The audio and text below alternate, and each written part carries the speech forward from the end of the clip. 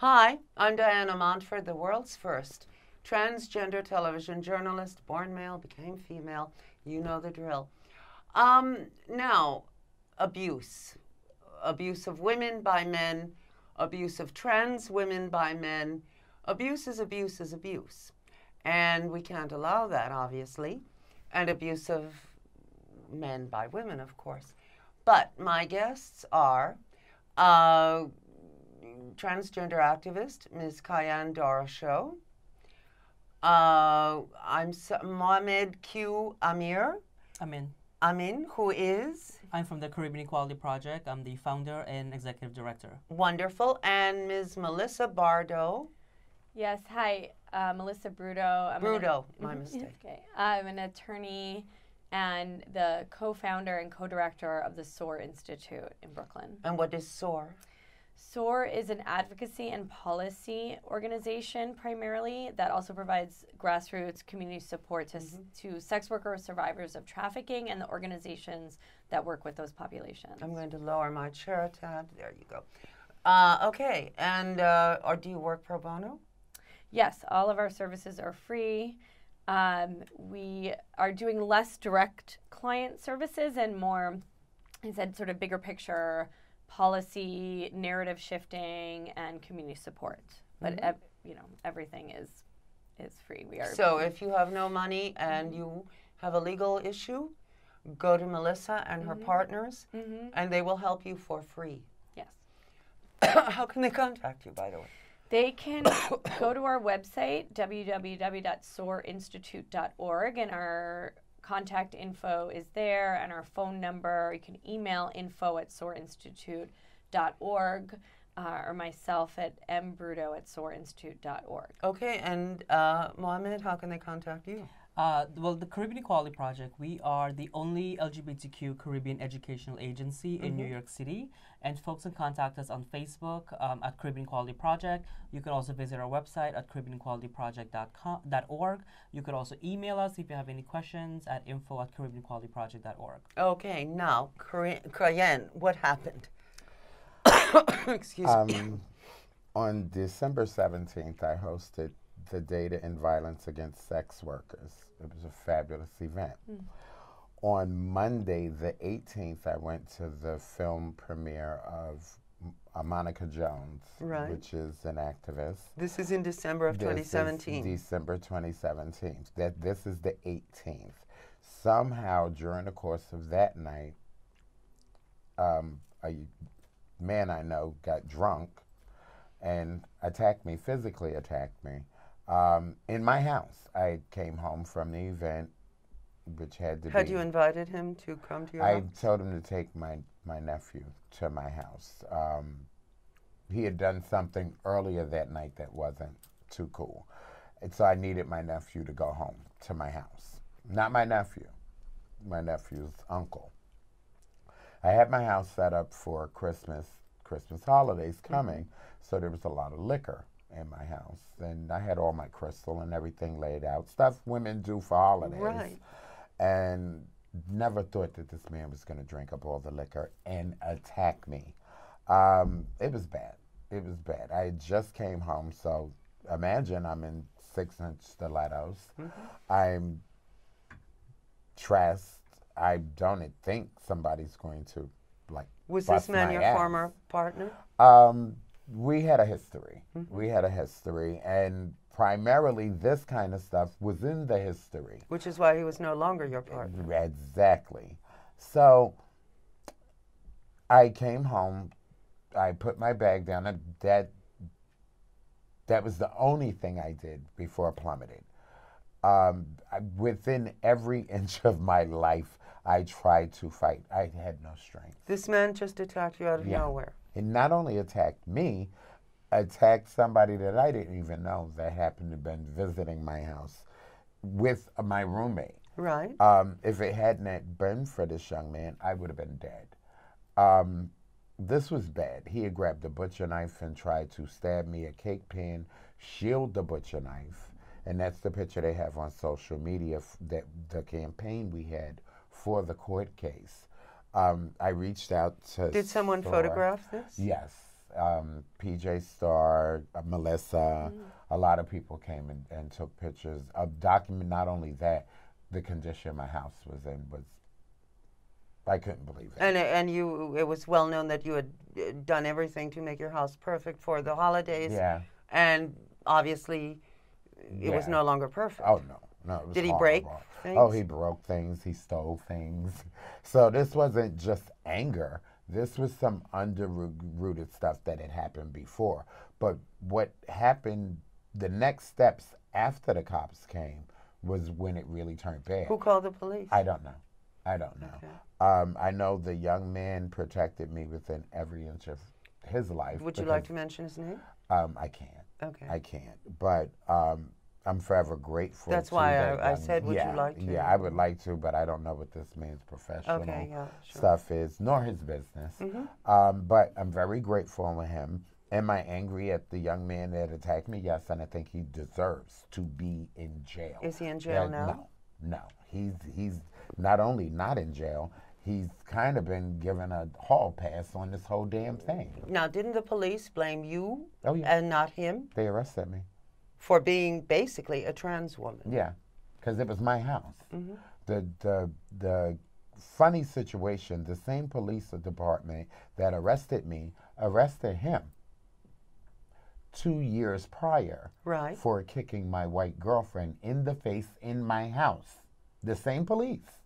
So how did my story look different from that story? Y'all just ran Was up it a in- racial thing? No, he's a pig. And No, my point is, did they not arrest your white girlfriend because she was white? no, they didn't arrest her because he had offended her, and it was abuse. But why would they? Because for a black trans woman, our abuse looks different. That's what I just asked. Is it a case of racism? I don't think it's just racism. I think it's transphobia. I think it's homophobia. I think it's every kind of phobia. Well, was your white girlfriend a woman of trans experience? No, she was a white woman. Oh, okay. I see. Yeah, she was a biological woman that he attacked. But for that, he went to jail. Because when a black man attacks a white woman, you're going to jail. But when a black man attacks a black trans woman, she trans goes woman to jail. goes to Yeah. jail.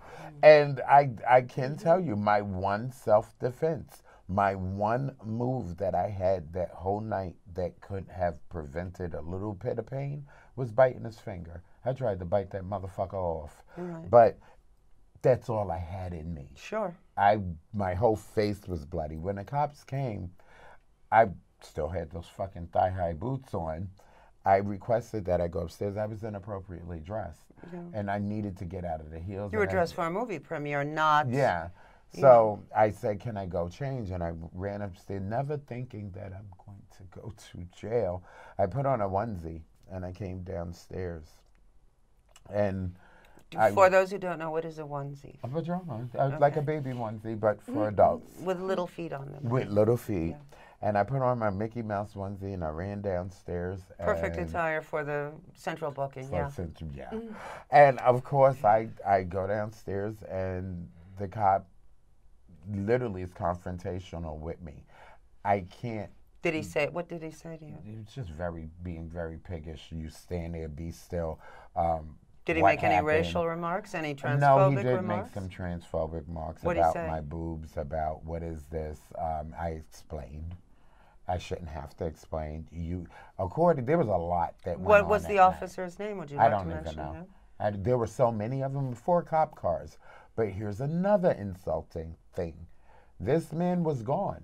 He had done all this damage. He had beat me up. All of this had happened, and he was gone. Because he was allowed to go free? No, because he was gone before they got there. I was hiding in a neighbor's yard until the cops came. The cops have me standing in front of my house, and he comes back. Still drunk, still looking for a fight. But he came back for more. And he walks up and he's yelling every transphobic, hateful thing, including "I'll kill you," in front of the cops. And I went to jail.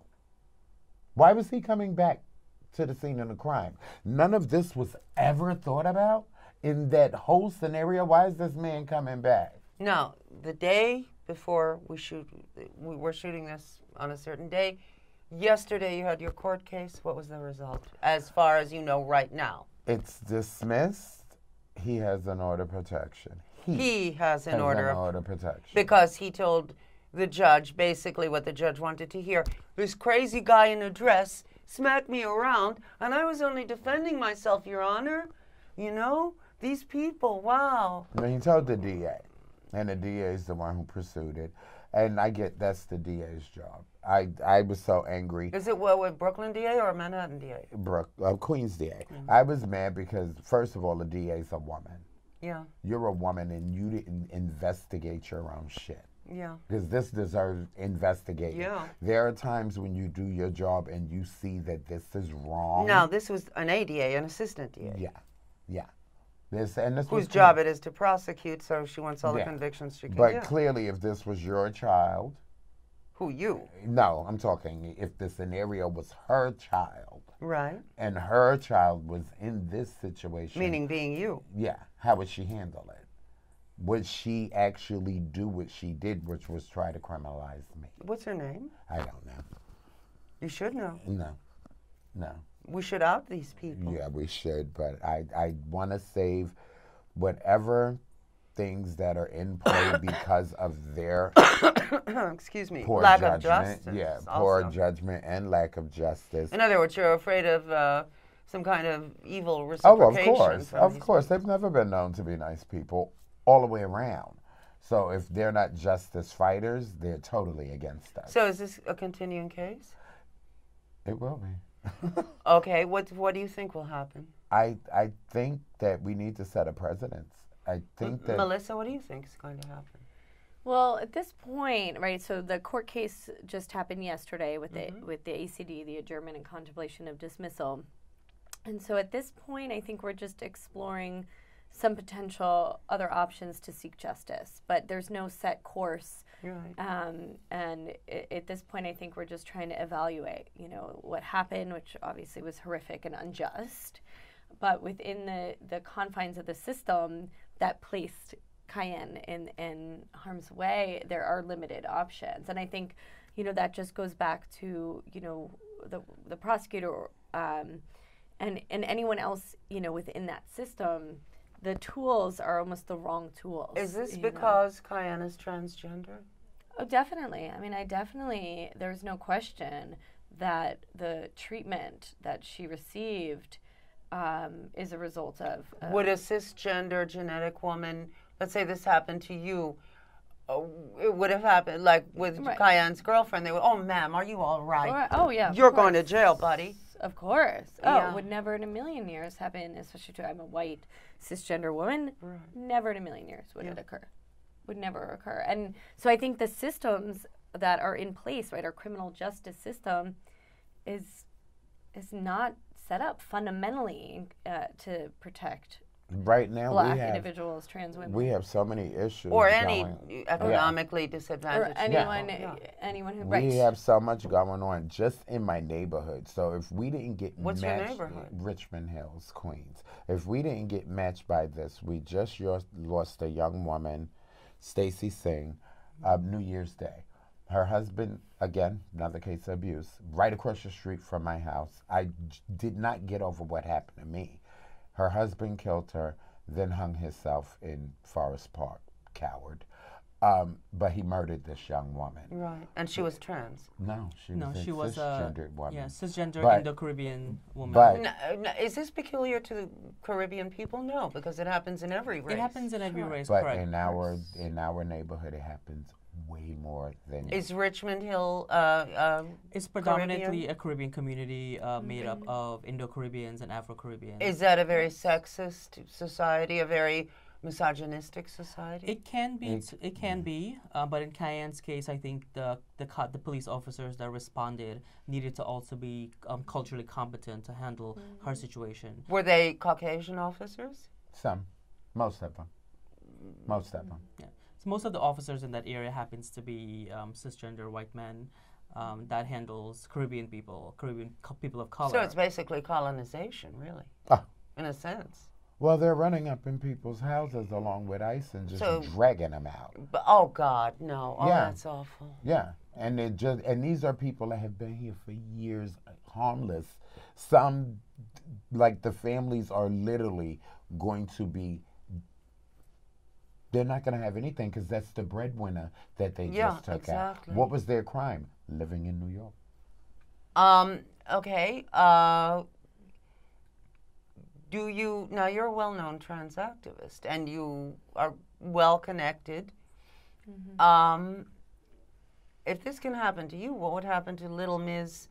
Trans woman who isn't well connected, isn't famous? That's isn't- why I reached out. With Mohamed having CEP, it just looked like a conversation we need to have. Dealing with girls that I deal with from all around the world, I never knew until I did the homework what girls in Guyana are going through. Yeah, I got my ass kicked. These girls, if you're poor, you're looking at the poorest of poor and what they have to do to survive. They could die. There's so many cases of girls being killed in Guyana that are trans, and the government will not protect Are them. they sex workers? They're sex workers. They have no choice. Of They course. have no choice. Other than sex work, they're stealing and robbing. They chose the more honest out of all of them. And they're being literally dismantled, disemboweled, and dropped off at a church in Guyana. Why? Because the religious belief says that's okay. Yeah. And in many places in In this Guyana, world. too, there's also no laws protecting LGBTQ people. The country in itself, it's illegal to be a member of the LGBTQ So there are laws community. persecuting LGBTQ. Correct. And that you can lay at the feet of the white colonists of 200 years ago, really. Correct, absolutely. Who brought their Protestant ethic with them and their Calvinistic hatred of LGBTQ folk. Correct. And a lot of the Caribbean Equality Project works focuses on decolonizing the mindset of Caribbean people. Who were actually quite cool before the Exactly. missionaries came, yeah. Exactly. So like Richmond Hill, Jamaica, Southeast Queens, Brooklyn, there is a large Caribbean population in New York City, a growing one actually. But what we've been finding is Well, within- not if ICE has anything to say about it. Well, I mean, ICE could only target so many people, but in terms of the ones that are here and living and thriving and being productive member of the society, Sure. we're also dealing with homophobia, transphobia, biphobia. And a lot of the work that the Caribbean Equality Project does is to sort of uplift LGBTQ folks. Well, now the thing is, of course, if you're living in a sort of small community composed mainly of people from the same place, and they've all been socialized to be transphobic, homophobic, you know, they're going to be against their own people who happen to be Well, LGBTQ. that's one of the things I like about Richmond Hills, because when I first moved there, I was terrified. I didn't know how people When would did see you me. move there? Oh, 9 years ago. And Okay. I am very loved in the neighborhood. There are people that stop me on the street and hug me. And these are people that would never Yeah, talk to a sure, trans sure. woman. But being involved. Do they know you're in- trans? I don't care. I'm I just mean, a person. my point is, Yeah. so they don't care that you're trans and love you in spite of it. Love et me cetera. anyway. And it's the community outreach. It's being in a neighborhood and being public. I encourage other girls when I'm volunteering or doing something out there to come out because it's a way of showing a positive act opposed to what the media says about us Sure. or society says. Until you meet a trans woman, That's what this show's about. You're talking to trans women here. yeah. It's also about education too. A lot of the Caribbean folks that we've encountered, the younger generation has been more accepting than the older generation. And there is also a literacy component to the population that we're also targeting. A lot of our aunties and our uncles who lived in Guyana, Trinidad, and Jamaica, There was no reason to go to school they for didn't what? really have, Yeah. like farming was sort of like Yeah. agriculture or survival. Which is their the way it of was life. here, say, 150 years ago. Correct. Yeah. And now sort of these folks have now migrated to the U.S. and living in a country that you need to have access to education. You need to Yeah. have access. You need to learn how to navigate New York City. But if you don't, you sort of stay within your community. Exactly. And then when you add the component of LGBTQ people, and this is a population of folks that are not really familiar with what do you do? How do you treat these people? So for us as an organization, we're out in the community doing outreach, promoting education, connecting to the faith leaders to make sure that we're keeping a conversation about inclusiveness. If LGBTQ folk of Caribbean descent get into trouble, can they contact you and get help? Absolutely. We actually work with the New York City Anti-Violence Project.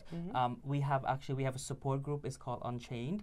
The very day actually that Ceyenne was attacked viciously, she attended our support group, our Unchained support group that day. Yeah.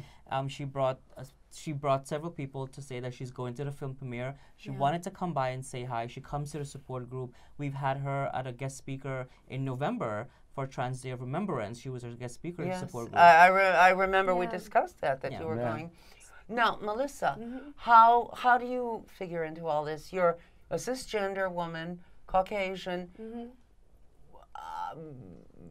Why are you involved in this? She's an ally. Yes. Yes. I mean, I can give you the abridged version. Let's hear it. Which is pretty actually boring. But I, was really, I was always a staunch feminist from a really early age. And growing up outside of New York City, I would come in and I would see, it was like, the 80s and the 90s, where there was like that Andrea Dworkin strain of feminism, right? Sure, like, the anti-pornography thing, yeah. Porn is evil, porn is terrible. And I remember as a teenager walking around New York City, we would go to like punk shows and hang out in the Village, and there'd be like these women screaming about porn being violated. Right, and this was before the internet when men had to go looking for porn. Right. You couldn't just turn a knob and there it is. Before the internet. And, that sort of started this internal sort of questioning for me around where feminism stood, in regards to the sex industry. Yeah. Because when you're 15, 16 years old and a young feminist, you're like, nobody should be, seen objectified. Women are not objects. And then when I got to college, I sort of, especially coming into my own sexuality and adulthood. And you are a cisgender, heterosexual woman. Yes. And, just sort of reading a lot more and learning about the history of how sex workers have been treated throughout time, especially female, street-based workers. And often women who aren't sex workers are accused. They used to call Marie Antoinette whore. Of course. Right. Yeah. And seeing that, how much also comes from women, women and the feminist movement in blaming and shaming. Women are the best police officers there are.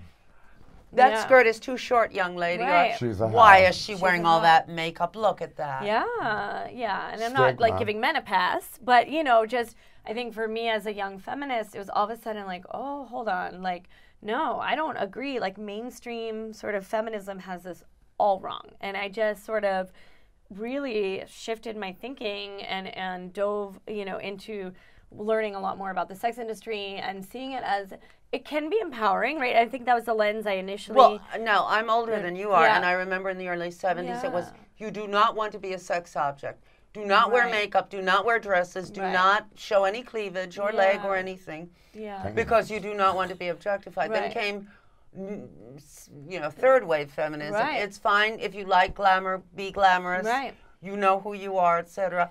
But men apparently say, well, hey, cheeky doll, where you going to, baby, huh? I'm a frustrated actress. I do voices. What can I say? So anyway, there seems to be a lack of communication. Yeah. Women want to be feminine, but men see that as she's asking for it. Right. And within sort of like feminist ideology, right? Even in the dressing room, there's this incredible tension, right?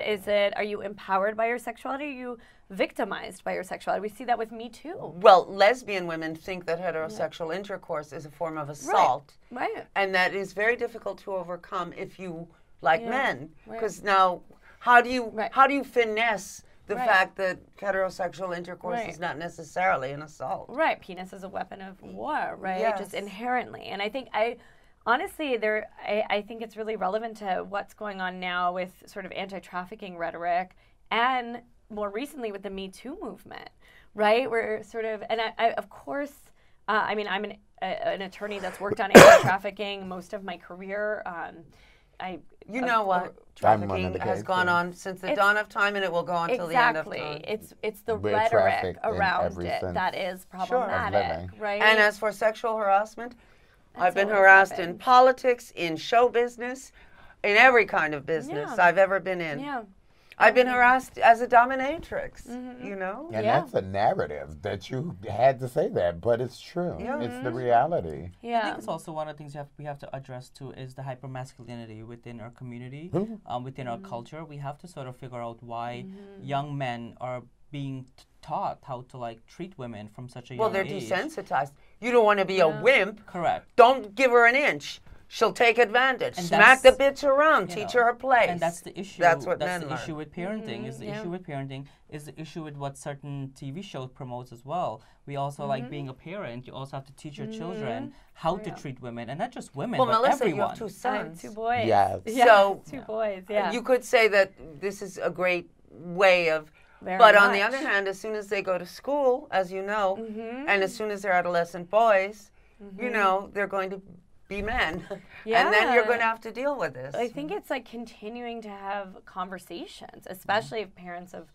boys, because the burden has always been on women, right? course. Always. It's always the burden for everything, right? For sexuality, And the blame. health, you Yeah. know, well-being of everybody. If you get pregnant, that's It- your problem, exactly. yes. Pregnancy is the prime I example. think Birth clearly- control is your responsibility. 100%. Everything. I think. But don't you have an abortion? Because that's illegal. Right? I think Because you're a clearly- resource and must.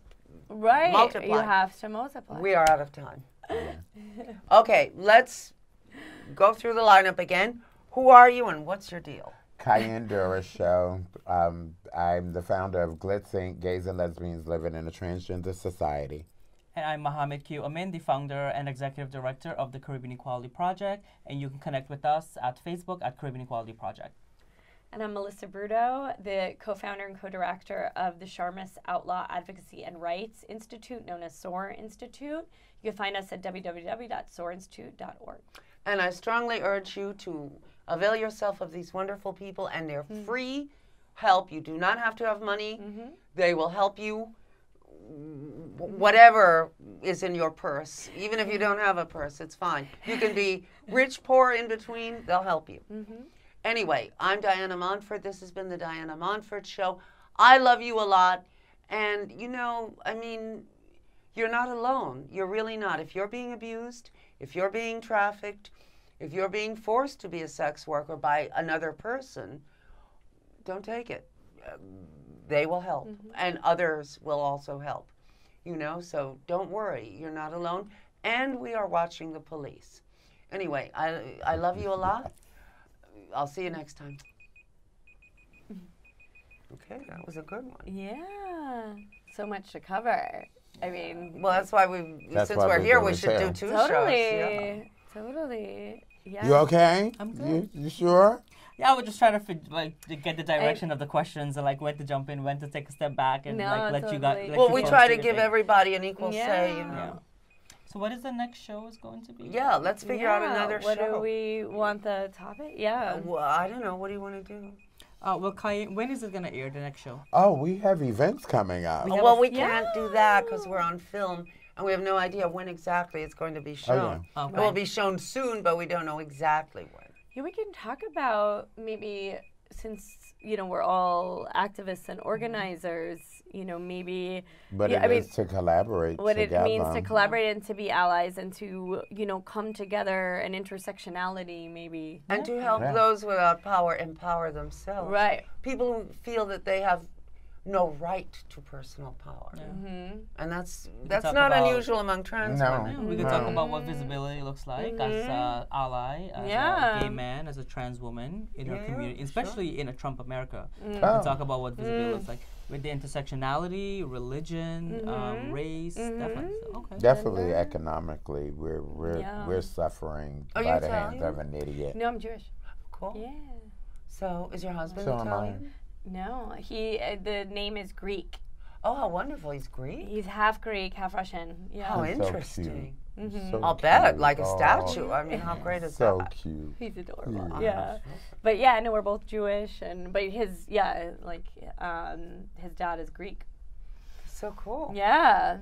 So yeah, and you're all Caribbean. I'm Guyanese. Yeah, I'm Guyanese, Indo-Caribbean. My ancestors are from India. Wonderful. Wonderful. And where are your ancestors? Japanese and Trinidadian. I know Japanese. Yeah. You certainly don't look Japanese. No. Oh my Big part of my family is Japanese. I know. Oh, can you believe that? Isn't that great? That's Yeah. wonderful. They're You wonderful. certainly don't seem Japanese. Well, I'm a mixture. Yeah, I'm Spanish, Scottish, and Irish. Ah. So yeah, we're all Yeah. nuts, which we're not allowed to say. I Yeah. guess. Well, a lot of the Japanese came to Trinidad and Guyana and Jamaica Oh. as workers. They were chefs. They were indentured workers. That's how that's Japanese sad. came to Mine, Jamaica. but that's not how I did. My grandfather was I'm a gonna tell general them we're ready in the to go U.S. again. Army, and my grandmother was a chorus line dancer, and they met. Get out. Yeah, She was a chorus line dancer? yeah, that's how they got the house That's in hot. Park Slope. That's hot. Yeah, and She he must was have the been head chef for the beautiful. Copa when he settled down after the service. I And love it. I'm going Her- to bite the bullet and take off my jacket so they can see it's a A different, different show. yes, oh yeah, great. No, they but can y'all see- are Oh, not, yeah. so I'm gonna That stay I'm the a same. fat, pudgy thing.